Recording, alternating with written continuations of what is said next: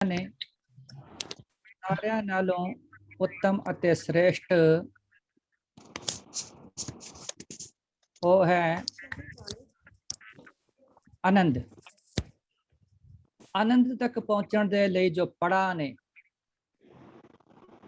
जो सीढ़ियां ने, जिन्होंने आप पौड़ियां कहते हैं, वो गुरु साहब जी ने ਇਹਦੇ ਵਿੱਚ 40 सीढ़ियां का जिक्र किया है।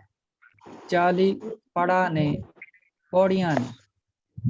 पड़ा का वैसे अर्थ होता है रुकना, ठहरना। इत्थे ठहरना नहीं है, अगे बढ़ना आनंद तक। आनंद की प्राप्ति के वास्ते आप जी ने 16 विचारां, 16 विषय सब्जेक्ट सरवण कर लए ने। ते सतगुरु जी ने आनंद समझांदिया होया पहली पंक्ति विच ही दस दिता, आनंद भया मेरी माए सतगुरु मैं पाया। सतगुरु मैं पाया। सतगुरु तो आनंद प्राप्त होता है कि भी सतगुरु जी ने प्राप्त कर लेना, ये श्रेष्ठता है। इस आनंद को प्राप्त करने वास्ते जीवन का पवित्र होना अत लाजमी है। पवित्र होना ते पवित्र किवें होया जा सकता है? पवित्र होंदा है वाहिगुरु परमेश्वर का नाम जप के। आपां जपजी साहब की पहली पौड़ी पढ़ते हाँ तो उसदे विच सतगुरु जी जिक्र करते हैं कि सोचै सोच ना हो बई जे सोची लख वार। लखां वारी बंदा सुच्चा हो जावे, शरीर नूं धो लवे, भावें तीर्थां ते जाके तीर्थ दे पानी दे नाल इशनान करे, सुच्चा नहीं हो सकता। सोच जो है सुचतमता ਉਹ ਹੁੰਦੀ ਹੈ ਵਾਹਿਗੁਰੂ ਪਰਮੇਸ਼ਰ ਦੇ ਨਾਮ ਦੇ ਨਾਲ। ਤੇ ਸਤਿਗੁਰੂ ਜੀ ਕਹਿੰਦੇ ਨੇ ਭਾਈ ਜੇ ਆਨੰਦ ਦੀ ਪ੍ਰਾਪਤੀ ਕਰਨੀ ਹੈ ਨਾ ਤੇ ਪਵਿੱਤਰ ਹੋਣਾ ਲਾਜ਼ਮੀ ਹੈ। ਅੱਜ ਦੇ ਮੁੱਖ ਵਾਕ ਦੇ ਵਿੱਚ ਸਤਿਗੁਰੂ ਜੀ ਇੱਕ ਸਾਨੂੰ ਹੋਰ ਪੌੜੀ ਤੇ ਉੱਪਰ ਲੈ ਕੇ ਜਾਂਦੇ ਨੇ। ਪਵਿੱਤ ਹੋਏ ਸੇ ਜਨਾ ਜਿਨੀ ਹਰ ਧਿਆਇਆ, कि जिन्हों ने हरि ध्याया है भाई वो लोग पवित्र होए हैं, उन्हों का जीवन पाक हो गया है, वो पवित्र जीवन वाले बन गए हैं। हर ध्याया पवित्र होए गुरमुख जिनी ध्याया। पवित्र कौन होए ने? हर ध्याया पवित्र होए, हरि नूं ध्या के पवित्र हो गए। गुरमुख जिनी ध्याया, गुरु दी शरण पै के या गुरु दे राही जिन्हों ने वाहिगुरु परमेश्वर नूं ध्याया है, हरि नूं ध्याया है भाई वो लोग पवित्र हो गए। ते आनंद की प्राप्ति करन दे लई सानू पवित्र होना जरूरी है। और पवित्र बंदा वही हो सकता है जो वाहिगुरु जी का सिमरन करता है, वाहिगुरु जी नूं ध्यानदा है, उस परमेश्वर की याद विच जुड़ता है। तो उस पवित्रता दे नाल की हुंदा है? नाम सिमरन दे नाल हुंदा की है? पवित्र माता पिता कुटुंब सहित स्यों के जेड़ा बंदा हरि नूं ध्यानदा है वो आप पवित्र हो जाता है। उस दे नाल कुटुंब पूरा परिवार, माता अते पिता भी सारे पवित्र हो जाते हैं। सहत सों, सहत का मतलब इन्हां दे नाल, सहत अते रहत दो लफज आंदे ने गुरबाणी विच। सहत का मतलब है नाल ते रहत का मतलब है त्यागना, बिना। क्यों दा मतलब है नाल। पवित संगत सबाइया। भाई सबाइया दा मतलब है सारे। इस गुरमुख जन दी संगत करके ਜਿਹੜਾ ਗੁਰਮੁਖ ਵਾਹਿਗੁਰੂ ਪਰਮੇਸ਼ਰ ਦਾ ਨਾਮ ਧਿਆਉਂਦਾ ਹੈ ਤੇ ਉਹਦੇ ਨਾਲ ਭਾਈ ਸਾਰਾ ਪਰਿਵਾਰ, ਮਾਤਾ ਪਿਤਾ ਅਤੇ ਨਾਲ ਹੋਰ ਵੀ ਜਿੰਨੇ ਪਰਿਵਾਰ ਵਿੱਚ ਰਹਿੰਦੇ ਨੇ ਕੁਟੁੰਬ ਦੇ ਨਾਲ। ਸਬਾਈਆ ਦਾ ਮਤਲਬ ਸਾਰੇ। ਸਬਾਈਆ ਬਿੰਦੀ ਦੇ ਨਾਲ ਉਚਾਰਨ ਨਹੀਂ ਕਰਨਾ। ਉਹਨਾਂ ਦੀ ਸੰਗਤ ਦੇ ਨਾਲ ਸਾਰਾ ਪਰਿਵਾਰ ਪਵਿੱਤਰ ਹੋ ਜਾਂਦਾ ਹੈ। ਕਹਿੰਦੇ ਪਵਿੱਤ ਸੁਣਦੇ ਪਵਿੱਤ। ਜਿਹੜਾ ਵਾਹਿਗੁਰੂ ਪਰਮੇਸ਼ਰ ਦਾ ਨਾਮ ਕਹਿੰਦਾ ਹੈ, ਉਚਾਰਨ ਕਰਦਾ ਹੈ, ਜਿਹੜਾ ਵਾਹਿਗੁਰੂ ਪਰਮੇਸ਼ਰ ਦਾ ਨਾਮ ਸੁਣਦਾ ਹੈ, ਸੁਣਨ ਵਾਲੇ ਵੀ, ਕਹਿਣ ਵਾਲੇ ਵੀ, ਉਚਾਰਨ ਕਰਨ ਵਾਲੇ ਵੀ, ਸੇ ਪਵਿੱਤ, ਉਹ ਲੋਕ ਵੀ ਪਵਿੱਤ ਹੋ ਗਏ ਜਿਨੀ ਮਨ ਵਸਾਇਆ, ਜਿਨ੍ਹਾਂ ਨੇ ਵਾਹਿਗੁਰੂ ਜੀ ਦਾ ਨਾਮ ਮਨ ਵਿੱਚ ਵਸਾ ਲਿਆ, ਉਹ ਲੋਕ ਭਾਈ ਪਵਿੱਤਰ ਹੋ ਗਏ। ਕਹਿ ਨਾਨਕ ਸੇ ਪਵਿੱਤ ਜਿਨੀ ਗੁਰਮੁਖ ਹਰ ਹਰ ਧਿਆਇਆ। ਸਤਿਗੁਰ ਜੀ ਕਹਿੰਦੇ ਹਨ, ਕਹਿ ਰਹੇ ਹਨ, ਸੇ ਪਵਿੱਤ, ਉਹ ਲੋਕ ਪਵਿੱਤਰ ਹੋ ਗਏ ਜਿਨ੍ਹਾਂ ਨੇ ਗੁਰਮੁਖ ਹਰ ਹਰ ਧਿਆਇਆ, ਜਿਨ੍ਹਾਂ ਨੇ ਗੁਰੂ ਦੀ ਸ਼ਰਨ ਪੈ ਕੇ ਜਾਂ ਗੁਰੂ ਦੇ ਰਾਹੀਂ ਹਰੀ ਨੂੰ ਧਿਆਇਆ ਹੈ, ਪਰਮੇਸ਼ਰ ਨੂੰ ਸਿਮਰਨ ਕਰ, ਇਸ ਪਰਮੇਸ਼ਰ ਨੂੰ ਧਿਆਇਆ ਦਾ ਉਹਦਾ ਸਿਮਰਨ ਕੀਤਾ ਹੈ। ਤੇ ਸਤਿਗੁਰ ਜੀ ਅੱਜ ਇੱਕ ਪੌੜੀ ਸਾਨੂੰ ਸਮਝਾਉਂਦੇ ਨੇ, ਇੱਕ ਸੀੜੀ ਦੇ ਉੱਤੇ ਚੜਾ ਦਿੱਤਾ ਸਤਿਗੁਰ ਜੀ ਨੇ, ਆਨੰਦ ਦੇ ਨਜ਼ਦੀਕ ਪਹੁੰਚਾ ਦਿੱਤਾ ਕਿ ਪਵਿੱਤਰ ਹੋਣਾ ਜ਼ਰੂਰੀ ਹੈ ਆਨੰਦ ਵਾਸਤੇ। ਤੇ ਪਵਿੱਤਰ ਮਨੁੱਖ ਉਹ ਹੋ ਸਕਦਾ ਹੈ ਜੋ ਆਪ ਸਿਮਰਨ ਕਰਦਾ ਹੈ। ਹਾਂਜੀ, ਅਗਲੀ ਪੌੜੀ। ਅੱਛਾ। ਵਾਹਿਗੁਰੂ ਕਰਮੀ ਸਹਿਜ ਨਾ ਉਪਜੇ, ਵਿਣ ਸਹਿਜੇ ਸਹਿਸਾ ਨਾ ਜਾਏ, ਨਾ ਜਾਏ ਸਹਿਸਾ ਕਿਤੇ ਸੰਜਮ, ਰਹੇ ਕਰਮ ਕਮਾਏ। ਸਹਿਸੇ ਜਿਉ ਮਲੀਨ ਹੈ, कित संजम धोता जाए। मन तो शब्द लागो, हर स्यों रहो चित लाए। कहे नानक गुर प्रसादी सहज उपजे, हे सहसा इव जाए। कहे नानक गुर प्रसादी सहज उपजे, हे सहसा इव जाए। वाहिगुरू जी का खालसा, वाहिगुरू जी की फतेह। इस सीढ़ी ਦੇ ਵਿੱਚ ਸਤਿਗੁਰ ਜੀ ਸਾਨੂੰ ਸਹਿਜ ਦੀ ਗੱਲ ਸਿਖਾ ਰਹੇ ਹਨ। ਗੁਰਬਾਣੀ ਦੇ ਵਿੱਚ ਸਹਿਜ ਕਈ ਪੱਖਾਂ ਤੋਂ ਆਇਆ। ਸਹਿਜ ਦਾ ਅਰਥ ਧੀਰੇ ਧੀਰੇ ਵੀ ਹੈ। ਜਿਵੇਂ ਸਤਿਗੁਰ ਜੀ ਕਹਿੰਦੇ, ਹਰ ਕਾ ਬਿਲੋਵ ਨਾ ਬਿਲੋਵੋ ਮੇਰੇ ਭਾਈ, ਸਹਿਜ ਬਿਲੋਵੋ ਜੈਸੇ ਤਤ ਨਾ ਜਾਈ। ਧੀਰੇ ਦੇ ਨਾਲ ਰੜਕੋ ਦੁੱਧ ਨੂੰ, ਜੋ ਉਸ ਦਾ ਤਤ ਹੈ ਉਹ ਖਰਾਬ ਨਾ ਹੋ ਜਾਏ, ਨਿਕਲ ਨਾ ਜਾਏ।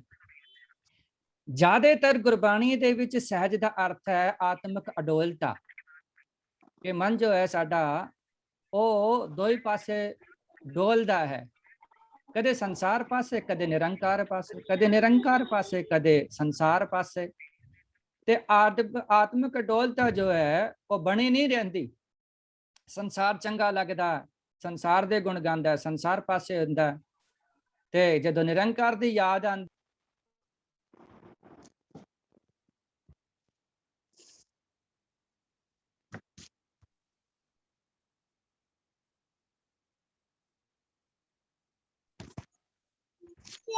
म्यूट हो गया, ਤੁਹਾਡੀ आवाज नहीं आ रही। जैन जी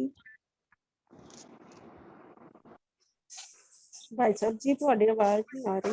वाहिगुरु जी आवाज नहीं आ रही जी। मेरी? हाँ जी। हाँ जी कौन आ गई? अच्छा, वाहिगुरु जी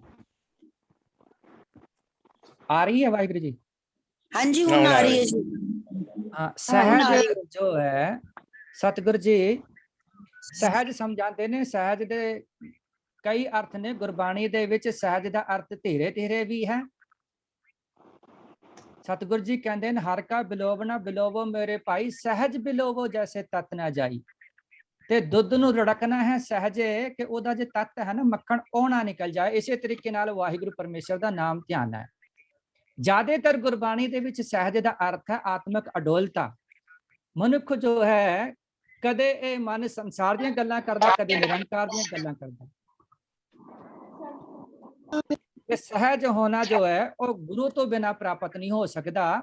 ਤੇ ਆਨੰਦ ਪ੍ਰਾਪਤ ਕਰਨ ਵਾਸਤੇ ਸਹਿਜ ਦਾ ਹੋਣਾ ਜ਼ਰੂਰੀ ਹੈ। ਸਤਿਗੁਰੂ ਜੀ ਸਮਝਾਉਂਦੇ ਹਨ ਕਰਮੀ सहज ना यो पुजै विण सहजै सहसा ना जाए। कि बाहर दे कर्म कांड करके जो आप करते हैं धर्म हित ਜਾਂ ਪਰਮੇਸ਼ਰ ਦੇ ਲਈ, ਤਾਂ ਸਤਿਗੁਰੂ ਜੀ ਕਹਿੰਦੇ ਨੇ ਇਹਨਾਂ ਬਾਹਰੀ ਕਰਮਾਂ ਕਾਂਡਾਂ ਕਰਕੇ ਸਹਿਜ ਨਹੀਂ ਉਪਜਦਾ, ਪ੍ਰਾਪਤ ਨਹੀਂ ਹੋ ਸਕਦਾ, ਪੈਦਾ ਨਹੀਂ ਹੋ ਸਕਦਾ। ਵਿਣ ਸਹਿਜ ਸਹਿਸਾ ਨਾ ਜਾਏ। ਤੇ ਬਿਨ ਸਹਿਜ ਤੋਂ ਆਤਮਿਕ ਅਡੋਲਤਾ ਤੋਂ ਬਿਨਾ ਸਹਿਸਾ ਨਾ ਜਾਏ। ਚਿੰਤਾ ਫਿਕਰ ਤੋਖਲੇ ਨਹੀਂ ਮਿਟ ਸਕਦੇ, ਨਹੀਂ ਖਤਮ ਹੋ ਸਕਦੇ। ਸਤਿਗੁਰੂ ਜੀ ਕਹਿੰਦੇ ਨੇ ਨਾ ਜਾਏ ਸਹਿਸਾ ਕਿਤੈ ਸੰਜਮ ਰਹੇ ਕਰਮ ਕਮਾਏ। ਨਾ ਜਾਏ ਨਹੀਂ ਜਾ ਸਕਦਾ। ਸਹਿਸਾ सहम, सहसा का अर्थ है सहम, चिंता, तोखले, अंदेशा, ये नहीं जा सकता। किते संजम किसी जुगतियां दे नाल विधियां दे नाल रहे कर्म कमाए। लोग बहुत सारे कर्म करते रहे, कर्म कमाते रहे, सहज पैदा नहीं होया। सतगुरु जी कहते ने मोहन पयो करपाती रहो नगन फिरियो बन माही तड़ती रसब धरती परमियो दुबदा छुटकै नाही मन कामना तीरथ जाए बसो सिर करवत ताराए मन की मैल न उतरे ए विद जे लख जतन कराए। मैं लखा जतन कर ले, बहुत सारे कर्म कर ले, सहज इस तरीके नाल नहीं पैदा हुंदा। मैं किए कर्म अनेका, मैं अनेक कर्म करके वेख ले हन। सहस जियो मलीन है कित संजम धोता जाए। सहस दे नाल चिंता फिकर तोखले दे नाल सहम दे नाल जिहड़ी जी आत्मा है ना, सहसा जियो मलीन है। ये जिहड़ी जी आत्मा है ना, साडा मन ये तोखलियां फिकरियां चिंता दे विच मलीन होया पिया है, मलीन हो जाता है।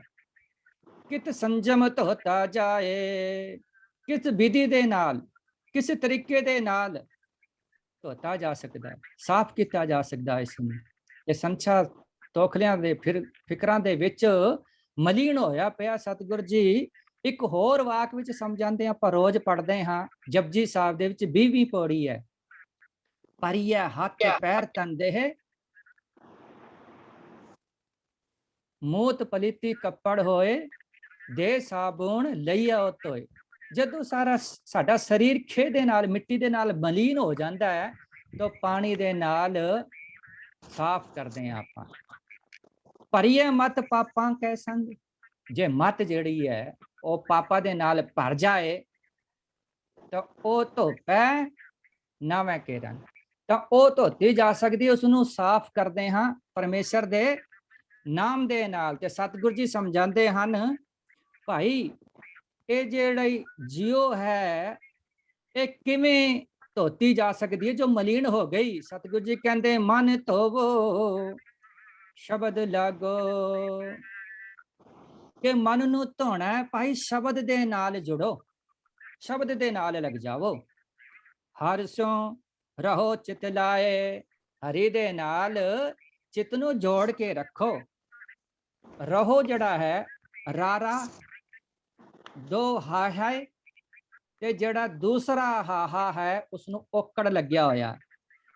बहुत सारे लोग ਇਹਦਾ ਉਚਾਰਨ ਕਰ ਜਾਂਦੇ ਹਨ ਰਹੋ, ਪਾ ਕੇ ਦੋਵੇਂ ਹਾਹਾ ਦਾ ਉਚਾਰਨ ਕਰਦੇ ਨੇ। ਇਸੇ ਤਰੀਕੇ ਦੇ ਨਾਲ ਹੋਰ ਵੀ ਲਫ਼ਜ਼ ਆਉਂਦੇ ਨੇ, ਜਿਵੇਂ ਦੋ ਹਾ ਹੈ ਤੇ ਬਾਅਦ ਵਾਲੇ ਨੂੰ ਸਿਆਰੀ, ਉਹਨੂੰ ਹੈ ਉਚਾਰਨ ਕਰਦੇ ਹਨ। ਇਦਾਂ ਉਚਾਰਨ ਨਹੀਂ ਕਰਨਾ। ਰਾਰਾ ਔਰ ਦੋ ਹਾਏ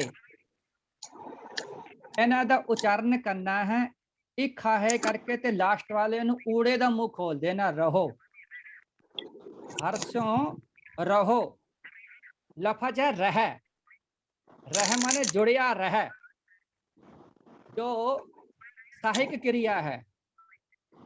ਤੇ ਦੂਸਰਾ ਹਾਹਾ ਲਗਾ ਕੇ ਗੁਰੂ ਸਾਹਿਬ ਜੀ ਨੇ ਇਸ ਨੂੰ ਹੁਕਮੀ ਵਾਚਕ ਬਣਾ ਦਿੱਤਾ।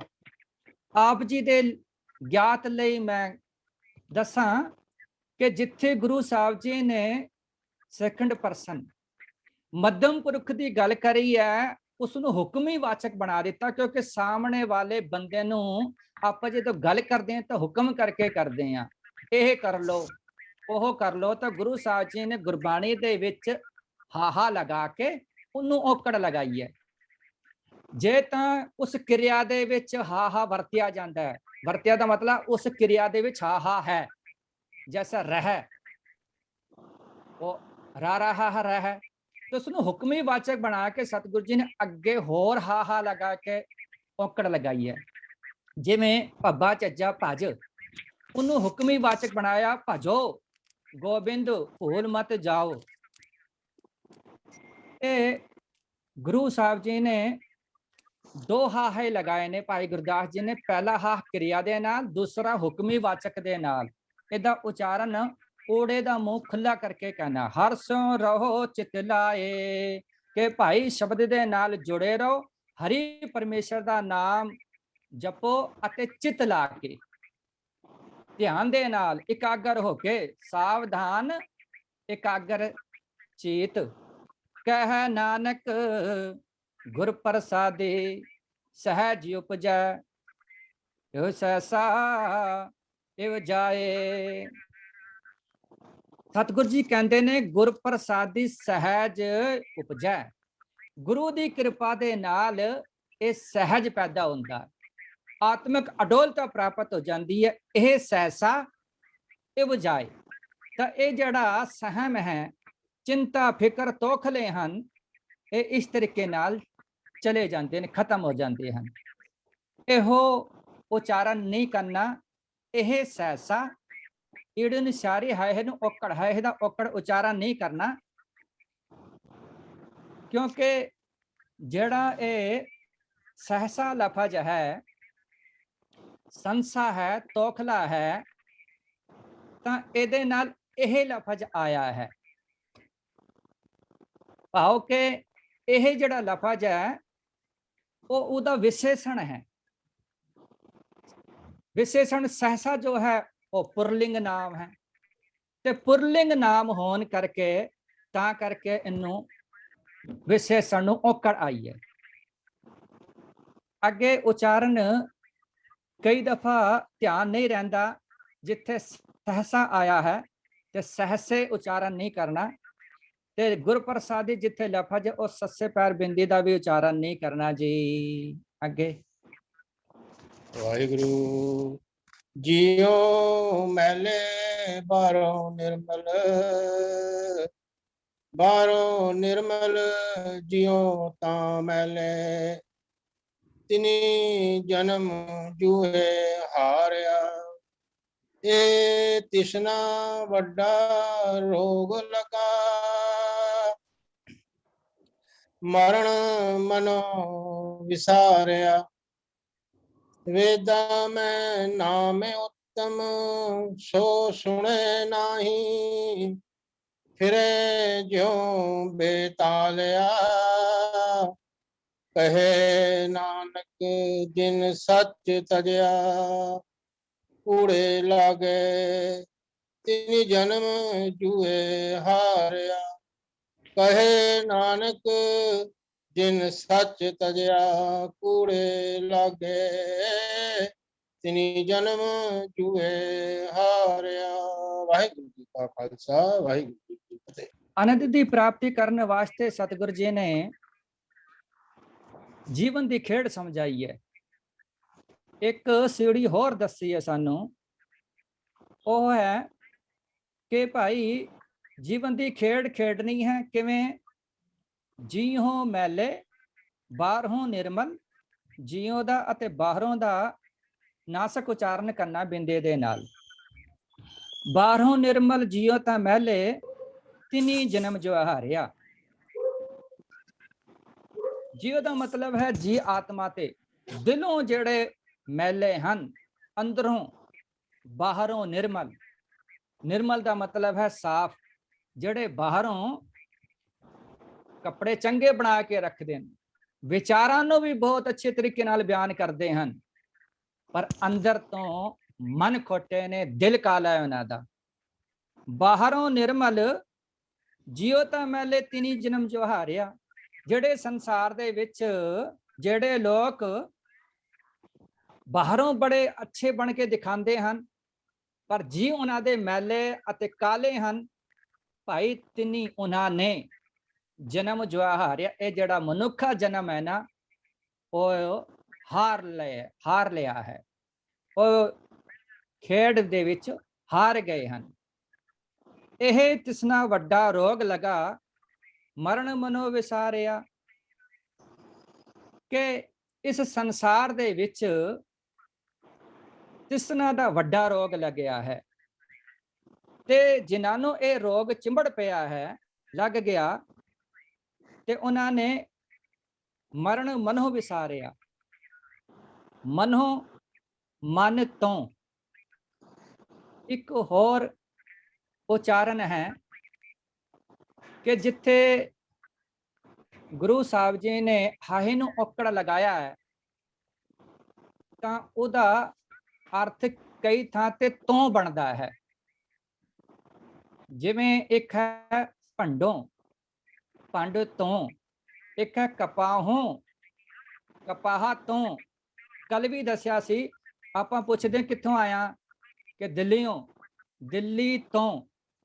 ਤੇ ਉਸ ਲਫ਼ਜ਼ ਨੂੰ ਵੀ ਭਾਈ ਗੁਰਦਾਸ ਜੀ ਨੇ ਫਿਰ ਹਾਹਾ ਲਗਾ ਕੇ ਔਕੜ ਲਗਾ ਦਿੱਤਾ, ਤੇ ਉਸ ਔਕੜ ਦਾ ਉਚਾਰਨ ਕਰਨਾ ਹੈ। ਪਰ ਜਿੱਥੇ ਨਾਉਨ ਹੈ, ਨਾਉਨ ਦਾ ਉਚਾਰਨ ਨਹੀਂ ਕਰਨਾ। ਜਿੱਥੇ ਕਿਰਿਆ ਦਾ ਹੈ, ਕਿਰਿਆ ਦਾ ਔਕੜ ਤੇ ਸਿਆਰੀ ਦੋਨੋਂ ਉਚਾਰਨ ਕਰਨੇ। ਪਰ ਜਿੱਥੇ ਨਾਉਨ ਦਾ ਤੋਂ ਅਰਥ ਹੁੰਦਾ ਹੈ, ਤਾਂ ਉਹਦਾ ਔਕੜ ਉਚਾਰਨ ਕਰਨਾ ਹੈ। ਇੱਥੇ ਹੈ ਜੋ ਮਰਨ ਹੈ ਨਾ, ਉਹ ਮਨ ਤੋਂ ਵਿਸਾਰ ਦਿੱਤਾ ਹੈ। ਮਨੁੱਖ ਸੰਸਾਰ ਦੇ ਨਾਲ ਇਤਨਾ ਜੁੜ ਗਿਆ ਹੈ। ਸਤਿਗੁਰੂ ਜੀ ਕਹਿੰਦੇ ਨੇ, ਵੇਦਾਂ ਮੈਂ ਨਾਮ ਉਤਮ। ਚਾਰ ਵੇਦ ਨੇ ਬਹੁਵਚਨ ਹੋਣ ਕਰਕੇ ਕੰਨੇ ਦਾ ਨਾਸਕ ਉਚਾਰਨ ਕਰਨਾ ਬਿੰਦੀ ਦੇ ਨਾਲ। ਸੋ ਸੁਣ ਹੈ ਨਾਈ, ਭਾਈ ਉਸ ਨੂੰ ਉਹ ਸੁਣਦਾ ਹੀ ਨਹੀਂ। ਕਿ ਧਾਰਮਿਕ ਪੁਸਤਕਾਂ ਦੇ ਵਿੱਚ, ਧਰਮ ਗ੍ਰੰਥਾਂ ਦੇ ਵਿੱਚ, ਉਹਦੇ ਵਿੱਚ ਨਾਮ ਬੜਾ ਸ੍ਰੇਸ਼ਟ ਕਰਕੇ ਦੱਸਿਆ ਹੈ, ਬਿਆਨ ਕੀਤਾ ਹੈ, ਪਰ ਮਨੁੱਖ ਸੁਣਦਾ ਹੀ ਨਹੀਂ ਦਿਲ ਤੋਂ।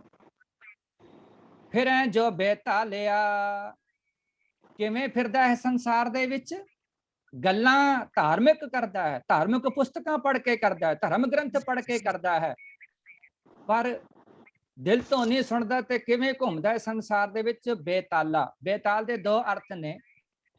ਜੋ ਡਿਕਸ਼ਨਰੀ ਅਰਥ ਹੈ ਉਹ ਹੈ ਭੂਤ ਪ੍ਰੇਤ, ਤੇ ਵੈਸੇ ਆਪਾਂ ਮੁਹਾਵਰੇ ਦੇ ਤੌਰ ਤੇ ਵਰਤ ਲੈਂਦੇ, ਜਿਹੜਾ ਕੁਰਹਾਈਆ ਹੁੰਦਾ ਨਾ, ਉਸ ਨੂੰ ਕਹਿ ਦਿੰਦੇ ਨੇ ਬੇਸੁਰਾ ਜਾਂ ਬੇਤਾਲਾ।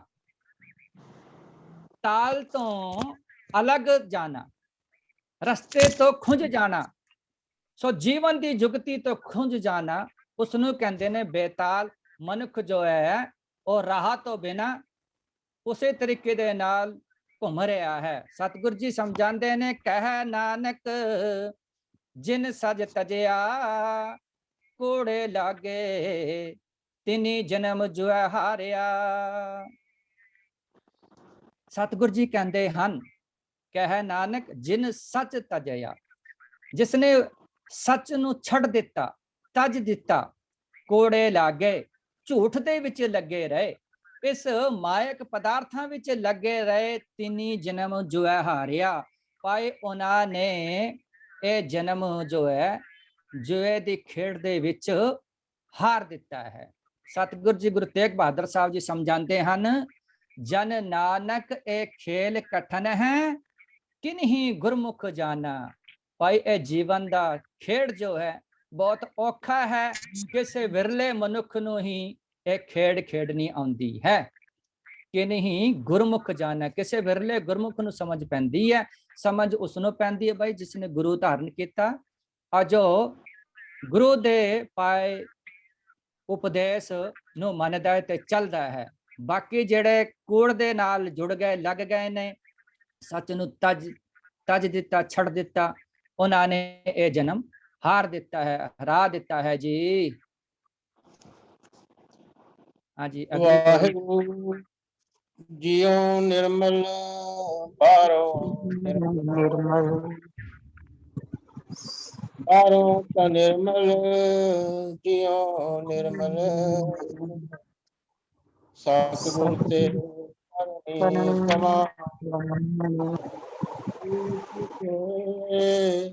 ਪਹੁੰਚੇ ਨਾਹੀ, ਮਨਸਾ ਸੱਚ ਸਮਾਣੀ, ਜਨਮ ਰਤਨ ਜਿਨੀ ਖਟਿਆ ਪੱਲੇ ਸੇਵਣ ਜਾਰੇ,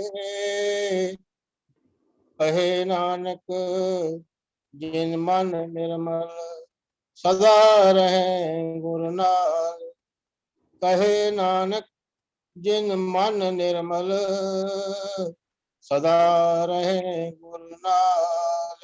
ਵਾਹਿਗੁਰੂ ਜੀ ਕਾ ਖਾਲਸਾ, ਵਾਹਿਗੁਰੂ। ਸਤਿਗੁਰੂ ਜੀ ਕਹਿੰਦੇ ਨੇ ਭਾਈ ਜੇ ਆਨੰਦ ਦੀ ਪ੍ਰਾਪਤੀ ਕਰਨੀ ਹੈ ਤਾਂ ਨਿਰਮਲ ਹੋਣਾ ਪਵੇਗਾ, ਮੈਲ ਤੋਂ ਬਿਨਾ ਸਵੱਛ ਬਿਲਕੁਲ ਜੀਵਨ ਨੂੰ ਪਾਕ ਬਣਾਉਣਾ ਪਵੇਗਾ। ਜੁਗਤੀ ਸਮਝਾਉਂਦੇ ਨੇ, ਜੀਓ ਨਿਰਮਲ ਬਾਹਰੋਂ ਨਿਰਮਲ, ਲਫ਼ਜ਼ ਹੈ ਜੀ, ਜੇ ਜਿਹਨੂੰ ਬਿਹਾਰੀ ਐੜਾ, ਐੜੇ ਦਾ ਉਚਾਰਨ ਨਹੀਂ ਕਰਨਾ। ਇਹ ਐੜਾ ਜਿਹੜਾ ਮੁਕਤਾ ਹੁੰਦਾ ਹੈ ਤੇ ਇਸ ਤੋਂ ਪਹਿਲੀ ਮਾਤਰਾ ਨੂੰ ਲੰਮਾ ਕਰਕੇ ਉਚਾਰਨ ਕਰਨਾ, ਜੀ। ਅੱਗੇ ਹੈ ਹਾ ਹੈ ਨੂੰ ਔਕੜ, ਤੇ ਇਹਦਾ ਉਚਾਰਨ ਹੋ ਗਿਆ ਅੰਦਰੋਂ। ਜੀਓ ਦਾ ਮਤਲਬ ਜੀ ਆਤਮਾ ਅੰਦਰ, ਤੇ ਹਾ ਅੱਗੇ ਲੱਗ ਗਿਆ, ਇਹਦਾ ਹੋ ਗਿਆ ਜੀਓ ਮਤਲਬ ਅੰਦਰ ਤੋਂ, ਅੰਦਰੋਂ ਨਿਰਮਲ। ਜਿਹੜੇ ਭਾਈ ਅੰਦਰ ਤੇ ਨਿਰਮਲ ਹਨ, ਬਾਹਰੋਂ ਨਿਰਮਲ, ਜਿਹੜੇ ਬਾਹਰ ਤੋਂ ਵੀ ਨਿਰਮਲ ਨੇ। ਸਤਿਗੁਰੂ ਜੀ ਪਹਿਲਾਂ ਕੀ ਸਮਝਾ ਰਹੇ ਸੀ, ਜੀਓ ਮੈਲੇ ਬਾਹਰੋਂ ਨਿਰਮਲ। ਜਿਹੜੇ ਅੰਦਰ ਤੇ ਮੈਲੇ ਸਨ ਤੇ ਬਾਹਰ ਤੇ ਨਿਰਮਲ ਸਨ। ਹੁਣ ਗੁਰੂ ਸਾਹਿਬ ਜੀ ਨੇ ਉਲਟਾ ਨਹੀਂ ਕਰ ਦਿੱਤਾ ਕਿ ਜਿਹੜੇ ਅੰਦਰੋਂ ਨਿਰਮਲ ਨੇ ਤੇ ਬਾਹਰੋਂ ਮੈਲੇ, ਨਹੀਂ। ਸਤਿਗੁਰੂ ਜੀ ਕਹਿੰਦੇ ਜਿਹੜੇ ਅੰਦਰੋਂ ਨਿਰਮਲ ਨੇ ਤੇ ਬਾਹਰੋਂ ਵੀ ਨਿਰਮਲ ਨੇ। ਬਾਹਰੋਂ ਤਾਂ ਨਿਰਮਲ, ਜੀਓ ਨਿਰਮਲ, ਸਤਿਗੁਰ ਤੇ ਕਰਨੀ ਕਮਾਣੀ। ਜਿਹੜੇ ਬਾਹਰੋਂ ਵੀ ਨਿਰਮਲ ਨੇ ਤੇ ਜੀ ਕਰਕੇ ਵੀ ਅੰਦਰੋਂ ਨਿਰਮਲ ਨੇ। ਇਹ ਕੌਣ ਨੇ? ਕਿਹੜੇ ਪੁਰਸ਼ ਨੇ ਜਿਹੜੇ ਕਿ ਵੀ ਦੋਵੇਂ ਪੱਖਾਂ ਤੋਂ ਇੱਕੋ ਜਿਹੇ ਨੇ? ਸਤਿਗੁਰ ਤੇ ਕਰਨੀ ਕਮਾਣੀ, ਜਿਹੜੇ ਸਤਿਗੁਰ ਜੀ ਦੀ ਕਰਨੀ ਕਮਾਉਂਦੇ ਹਨ, ਸਤਿਗੁਰ ਜੀ ਦਾ ਉਪਦੇਸ਼ ਕਮਾਉਂਦੇ ਹਨ। ਜਿਹੜੀ ਘਾਲ ਕਮਾਈ ਸਤਿਗੁਰ ਜੀ ਤੋਂ ਪੁੱਛ ਕੇ ਕਰਦੇ ਨੇ, ਸਤਿਗੁਰ ਜੀ ਦੇ ਉਪਦੇਸ਼ ਦੇ ਰਾਹੀਂ।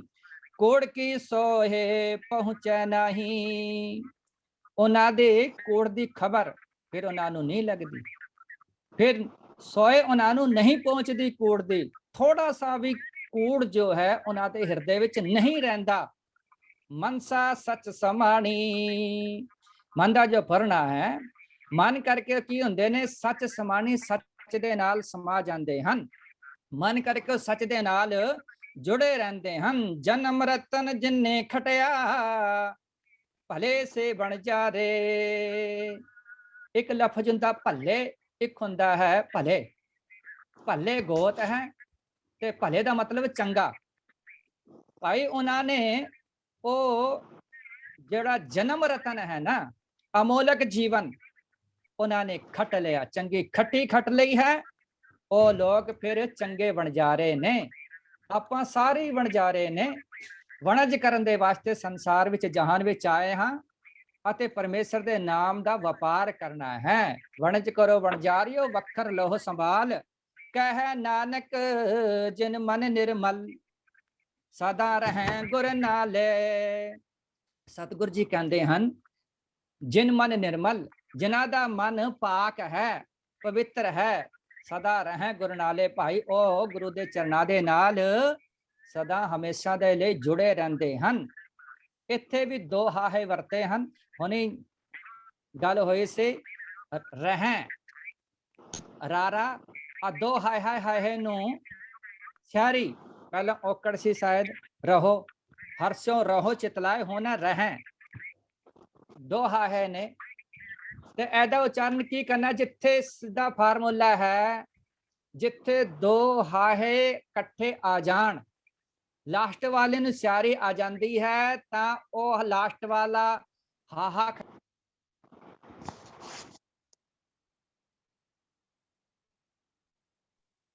म्यूट हो गया वैसे। वाहिगुरु जी आवाज नहीं आ रही।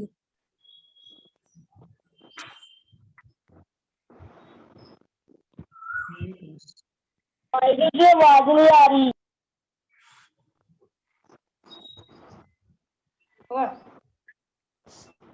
ज्ञानी जी अनम्यूट कर लो। ज्ञानी जी, प्रिंसिपल साहब थोड़ा म्यूट हो गया।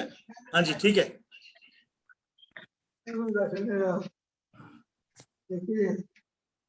हाँ जी प्रिंसिपल साहब। वाहिगुरु जी, हाँ, विचार कितने तक पहुंच गए? कह नानक जिन मन निर्मल सदा रह गुर नाले। सतगुरु जी कहते ने भाई, जिन्हां दा मन पाक ते पवित्र है, निर्मल है, उन्हां दा ही मन निर्मल हुंदा है। सदा रह गुर नाले, जिहड़ा हमेशा दे लई गुरु दे चरनां दे नाल जुड़े रहंदे हन।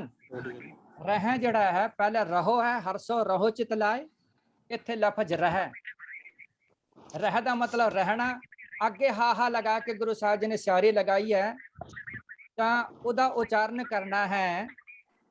ਜਿੱਥੇ ਦੋ ਹਾਹੇ ਇਕੱਠੇ ਹੋ ਜਾਣ, ਲਾਸਟ ਵਾਲੇ ਹਾਹੇ ਨੂੰ ਛੱਡ ਦੇਣਾ, ਉਹਦੀ ਸਿਆਰੀ ਵੀ ਛੱਡਣਾ, ਉਸ ਤੋਂ ਪਹਿਲੇ ਰਾਹੇ ਨੂੰ ਦੁਲਾਵਾਂ ਲਗਾ ਕੇ ਬਿੰਦੀ ਦਾ ਉਚਾਰਨ ਕਰਨਾ।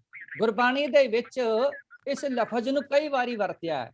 ਸਿਰਫ ਦੋ ਹਾਹੇ ਲਗਾ ਕੇ ਸਿਆਰੀ ਲਗਾ ਦਿੱਤੀ, ਉਹਦਾ ਉਚਾਰਨ ਕਰਨਾ ਹੈ। ਇੱਥੇ ਲਫ਼ਜ਼ ਰਾਰਾ ਅੱਗੇ ਲੱਗਿਆ ਹੋਇਆ ਹੈ ਤੇ ਅੱਗੇ ਰਾਰਾ ਰਹਿ ਹੋ ਗਿਆ। रहे हैं उच्चारण नहीं करना, दो हाहे का उच्चारण नहीं करना। सतगुरु जी कहने सदा रहे गुर नाले, जेड़े हमेशा दे लिए गुरु दे चरणां दे भोरे बने रहंदे हन, भाई उन्हां दा मन निर्मल पाक ते पवित्र हो जाता है जी। ज्ञानी जी समा हो गया है, समा कंप्लीट हो गया है, आधा मिनट रह गया। तो मैं धन्यवाद करांगा वीर हरजीत सिंह होना दा ते प्रिंसिपल नरिंदर सिंह जी, जिहड़े कि बाला साहब दशमी विद्यालय तो बड़े ही सुचजे ढंग नाल गुरबाणी व्याकरण दे तरीके समझा के संगत नाल रूबरू हो रहे ने। और मैनूं उम्मीद है कि ये खाली आनंद साहब की बाणी विच नहीं, हर गुरु ग्रंथ साहब दे किथे भी तुहानूं इस तरह के कोई अखर की दिक्कत है तो प्रिंसिपल साहब साडे नाल हमेशा रहणगे, ताकि संगतां जिहड़ी परेशानी है कोई व्याकरण के प्रति वो अपना सानू क्लीयर कर सकणगे। मैनूं पूरी उम्मीद है आप जी इस प्रोग्राम नूं, जे बाणी दी विचार नूं ते व्याकरण नूं पूरा मतलब आनंद लैके ਤੁਸੀਂ ਆਪਣੇ ਜੀਵਨ ਵਿੱਚ ਇਹਨੂੰ ਵਿਚਾਰੋਗੇ। ਸੋ ਸਾਰਿਆਂ ਦਾ ਬਹੁਤ ਬਹੁਤ ਧੰਨਵਾਦ ਜੀ। ਕੱਲ ਇਸ ਤਰ੍ਹਾਂ 5 ਵਜੇ ਤੋਂ ਲੈ ਕੇ 5:40 ਤੱਕ ਕਲਾਸ ਸੇਮ ਆਈਡੀ ਤੋਂ ਹੋਏਗੀ ਜੀ। ਸਾਰੇ ਸ਼ਾਮਿਲ ਹੋਣ ਦੀ ਕੋਸ਼ਿਸ਼ ਕਰੋ ਜੀ। ਵਾਹਿਗੁਰੂ ਜੀ ਕਾ ਖਾਲਸਾ, ਵਾਹਿਗੁਰੂ ਜੀ ਕੀ ਫਤਿਹ ਜੀ। हाँ जी वीर जी, वाहिगुरु जी। जी वीर जी जी एक गल पूछनी सी। सह ए कहे कहे नानक गुर प्रसादी सहज उपजे, एह सहसा इव लाए सॉरी। हाँ जी, पर यह जो भाई साहब ने दसा कि हाहे नू औंकड़ है, पर इत्थे मेरे गुटके च तो है नहीं।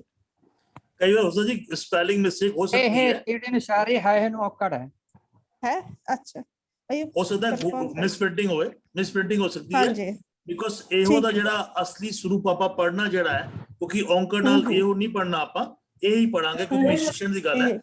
अगर जपजी साहब दी करोगे ना, धर्मखंड का एहो धर्म, उत्थे हाहे नू थोड़ा है, उत्थे ते असी पढ़ना एहो। ਅਦਰਵਾਈਜ਼ ਕੋਈ ਵੀ ਅੱਛਾ। ਸਟੈਪ ਆਏਗੀ ਅਸੀਂ ਇਹੋ ਨਹੀਂ ਪੜਨਾ, ਇਹੀ ਪੜਨਾ ਹੈ। ਇਹ ਠੀਕ। ਜਪਜੀ ਸਾਹਿਬ ਵਿੱਚ ਵਾਹਿਗੁਰੂ ਜੀ। ਇਹੋ ਪੜਨਾ ਹੋੜੇ ਨਾਲ। ਹਾਂਜੀ ਹਾਂਜੀ ਹਾਂਜੀ। ਵਾਹਿਗੁਰੂ ਜੀ ਕਾ ਖਾਲਸਾ ਵਾਹਿਗੁਰੂ ਜੀ ਕੀ ਫਤਿਹ ਜੀ। ਵਾਹਿ ਖਾਲਸਾ ਵਾਹਿਗੁਰੂ ਜੀ ਵਾਹਿਗੁਰੂ ਜੀ। ਵਾਹਿਗੁਰੂ ਜੀਓ ਗੁਰੂ ਅਮਰਦਾਸ ਜੀ ਦਾ ਵਿਆਹ ਸਾਨੂੰ ਜਿਹੜਾ ਲਿਟਰੇਚਰ ਦਿੱਤਾ ਗਿਆ ਉਹਦੇ ਵਿੱਚ ਇੱਕ ਜਗ੍ਹਾ ਤੇ 1502 ਲਿਖਿਆ ਹੋਇਆ ਹੈ, ਇੱਕ ਜਗ੍ਹਾ ਤੇ 1503 ਲਿਖਿਆ ਹੋਇਆ ਹੈ, ਤੇ ਕਨਫਰਮ ਕਰੋਗੇ ਵਾਹਿਗੁਰੂ ਜੀ ਕਿਹੜਾ ਹੈਗਾ? ਤੁਸੀਂ ਕਿਤਾਬ ਦਾ ਹਵਾਲਾ ਦਿਓ, ਕਿਤਾਬ ਦਾ ਹਵਾਲਾ ਦਿਓ, ਕਿਹੜੀ ਕਿਤਾਬ, ਕਿਹੜੀ ਤੁਸੀਂ ਹਿਸਟਰੀ ਦੀ ਕਿਤਾਬ ਪੜ੍ਹੀ ਹੈ? ਵਾਹਿਗੁਰੂ ਜੀ ਇੱਕ ਤੇ ਆਪ ਜੀ ਨੇ ਗੁਰੂ ਅਮਰਦਾਸ ਜੀ ਦਾ ਜਿਹੜਾ ਸਾਨੂੰ 10 ਗੁਰੂ ਸਾਹਿਬਾਨ ਵਿੱਚੋਂ ਦਿੱਤਾ ਹੋਇਆ ਹੈ ਉਹਦੇ ਵਿੱਚ 1503 ਲਿਖਿਆ ਹੋਇਆ ਹੈ, ਤੇ ਜੀ ਇੱਕ ਆਪ ਜੀ ਨੇ ਪਹਿਲਾਂ ਲਿਟਰੇਚਰ ਕੁਐਸਚਨ ਆਨਸਰ ਵਾਲਾ ਦਿੱਤਾ ਸੀ, ਆਓ ਗੁਰੂ ਦੇ ਇਤਿਹਾਸ ਨਾਲ ਜੁੜੀਏ, ਉਹਦੇ ਵਿੱਚ 1502 ਦਿੱਤਾ ਹੋਇਆ ਹੈ। ਪ੍ਰਿੰਸੀਪਲ ਸਾਹਿਬ ਉਹਨਾਂ ਦਾ ਆਨੰਦ ਕਾਰਜ ਕਿਹੜੇ ਸਨ ਚ ਹੋਇਆ? 1502 ਕਿ 1503? ਗੱਲ ਇਹ ਹੈ ਜਿਹੜਾ ਕਿ ਵਿਦਵਾਨਾਂ ਨੇ ਲਿਖਿਆ ਹੈ ਨਾ, ਉਹ ਮਹੀਨੇ ਦਾ ਫਰਕ ਪੈ ਜਾਂਦਾ ਹੈ, ਜੈਸੇ ਲਾਸਟ ਮਹੀਨੇ ਦਾ ਤੇ ਸ਼ੁਰੂ ਦੇ ਮਹੀਨੇ ਵਿੱਚ, ਤਾਂ ਕਰਕੇ ਉਹ ਸਾਲ ਦਾ ਫਰਕ ਪੈਂਦਾ ਹੈ, ਹੋ ਜਾਂਦਾ ਹੈ। ਕੋਈ ਗੱਲ ਨਹੀਂ ਭੈਣ ਜੀ, ਅਸੀਂ ਹੁਣ- ਕੁਐਸਚਨ ਇਸ ਤਰ੍ਹਾਂ ਨਹੀਂ ਪਾਵਾਂਗੇ। ਹਾਂ। ਅਸੀਂ ਕੁਐਸਚਨ ਜਿਹੜਾ ਕੋਈ ਕਨਫਿਊਜ਼ਨ ਹੋਏਗਾ, ਜਿਹੜਾ ਕੋਈ ਪ੍ਰੋਬਲਮ ਹੋਏਗੀ, ਅਸੀਂ ਕੁਐਸਚਨ ਇਸ ਤਰ੍ਹਾਂ ਨਹੀਂ ਦਵਾਂਗੇ, ਕਲੈਰੀਫਾਈ ਕਰ ਦਾਂਗੇ ਪੂਰਾ।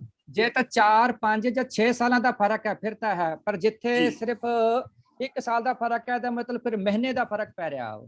ਜੀ ਵੀਰ ਜੀ, ਜੀ ਵੀਰ ਜੀ। ਗੁਰੂ ਅਮਰਦਾਸ ਜੀ ਨੇ ਕਿੰਨੇ ਰਾਗਾਂ ਵਿੱਚ ਬਾਣੀ ਲਿਖੀ ਹੈ? 17 ਰਾਗਾਂ। 17।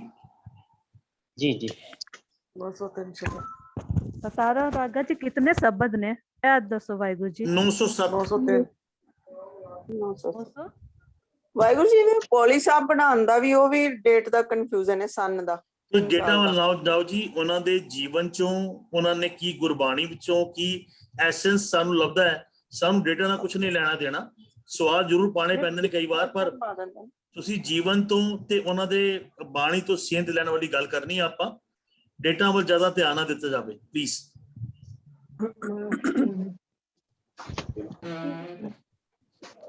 ਆ ਗਏ ਮੰਮੀ ਜੀ। ਠੀਕ ਹੈ ਜੀ, ਹਾਂਜੀ।